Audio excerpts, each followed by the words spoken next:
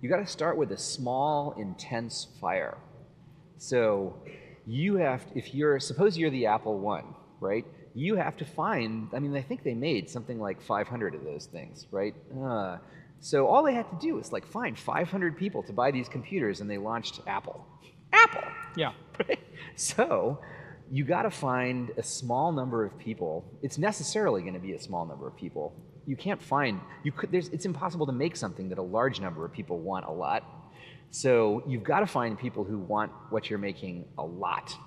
And that's necessarily going to be a small number. And that's okay. That's how these giant things get started, right? You don't have to do any better than Apple and Facebook.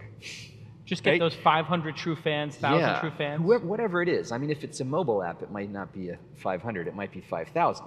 Right. But you've got to know who those first users are and how you're going to get them. And then you just sit down and you just have a party with those first few users, and you just focus entirely on them, and you make them super, super happy, right? Like there's a startup in the current batch that is making a new mobile email client, right? And their beta group has one user, Sam Altman. Their goal is to just make Sam Altman happy.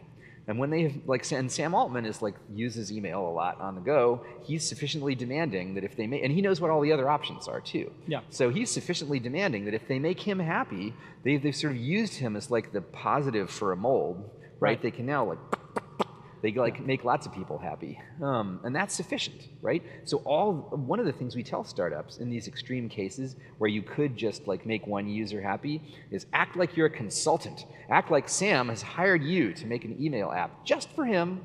All you have to do is make Sam happy. It can say Sam Altman at the top of the screen. That's okay. Yeah. Right? Just so long as you make Sam feel that he would be bummed if you stopped working on this. That's the test. Right? Not like your friends say, oh yeah, it's good, I'll use it, right? Like they have to be bummed if you stop working on it.